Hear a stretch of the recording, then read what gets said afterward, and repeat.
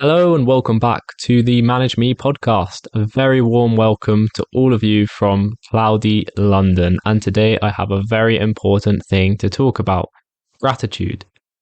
When I was first told what the word gratitude was, as in the pure definition, I thought it was only meant for monks or ultra orthodox religious people. And I didn't think it was needed, quite frankly. I thought it was a bit wishy-washy, a bit of common sense, and a bit useless, to be honest.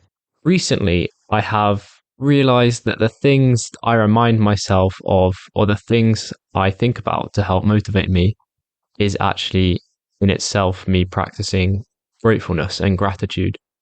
So, in this episode, I want to help break down the sort of wall that I saw of gratefulness and give some examples of how it can be very beneficial to practice without going into monk mode or orthodox religion mode.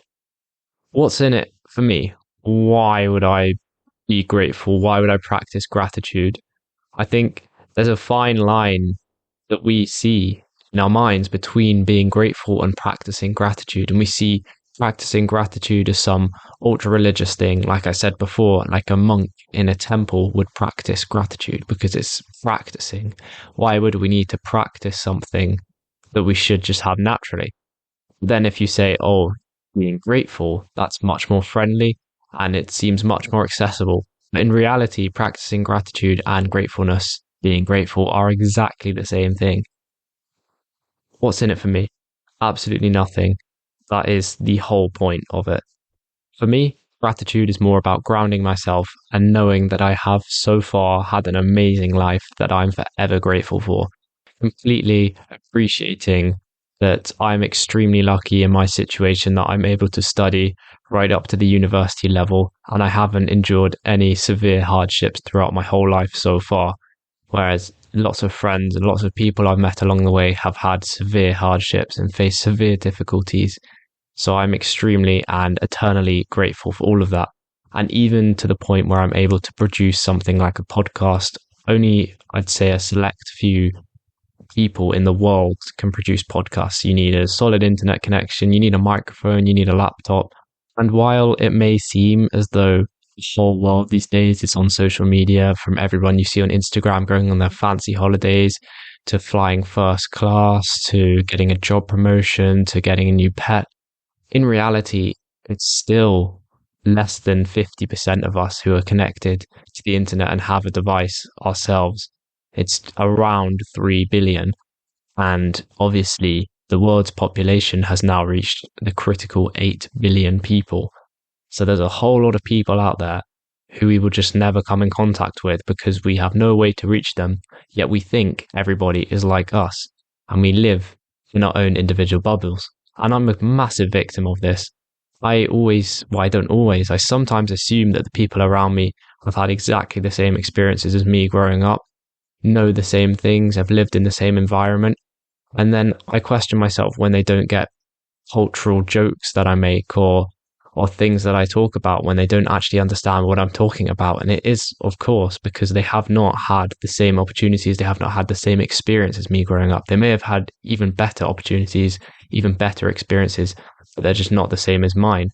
So hence, I'm in a different bubble as them. We are, in essence, all in our own personal bubbles. It turns out that when we grow up in an environment with similar people, those bubbles merge to form a bigger bubble. There will always be people who are not in your bubble and who will not get what you are trying to say. So how does this link back to gratefulness again? Well, of course, gratefulness is being thankful for what you've had, for appreciating what you've had, and for appreciating what you will have or may have. It is common in religions, especially Christianity, to say grace, or basically thanks, for any food that you get in front of you in meal times, where the whole family will come together, or whoever's eating, and will say, thank you for this food, thank you for the meal. And I remember when I was told that, and I had to do it as part of religious studies at my school, I thought, this is a load of nonsense, I just want to eat. And I was really impatient and everything.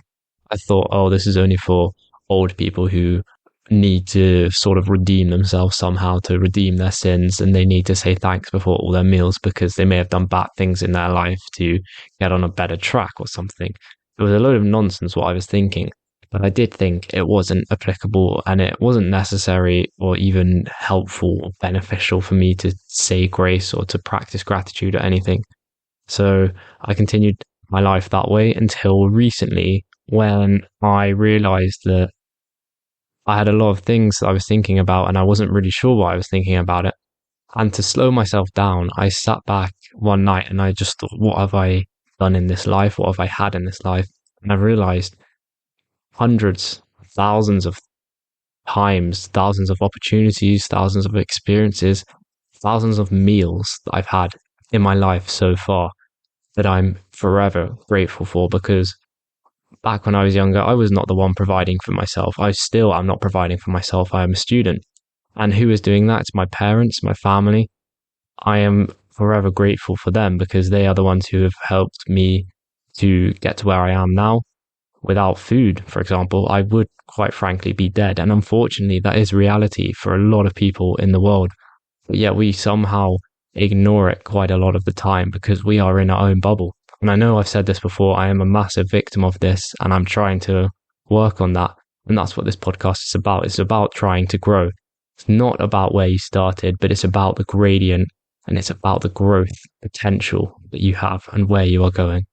And so linking back to gratitude and the whole topic of this episode, for me, gratitude is more about grounding myself and knowing that I have had so far an amazing life that I am forever grateful for. But it also is the hidden side of gratitude that no one told me. And it's probably one of the reasons why I never did it at the start and why I know pretty much the majority of people don't practice gratitude.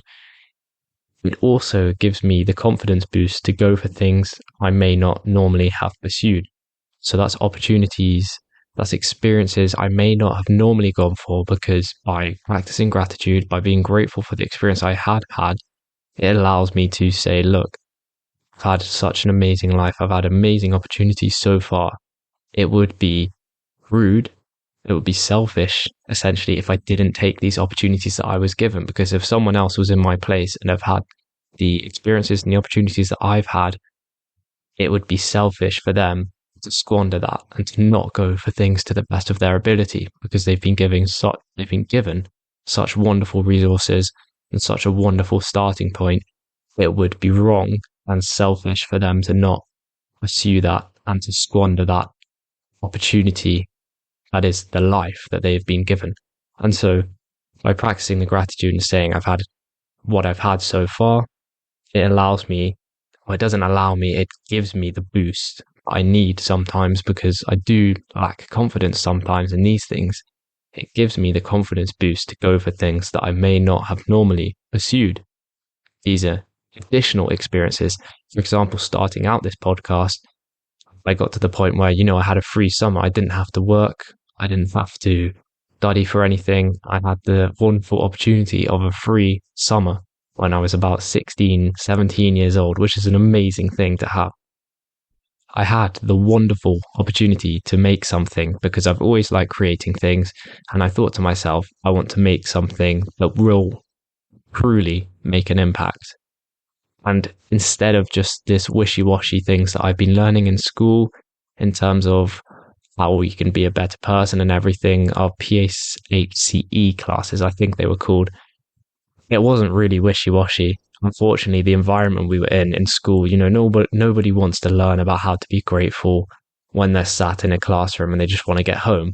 But when I was on my own time, and I thought to myself, what is there to life? And I started questioning that. And then I realized it really is about being grateful and about creating. Those two interests merged. And this is how the podcast came out, because I thought to myself, I've got an opportunity to do something incredible here. I've got to take this. And I'm going to keep trying to do this with this podcast. I'm going to really try and push it over the next few months, and we'll see where it goes. If it doesn't take off, if nobody sort of resonates with what I'm saying, then I may have to change my angle slightly. If it does start affecting people in a positive way, obviously, then I will keep going and I will pump out more content and get more insightful and better guests on.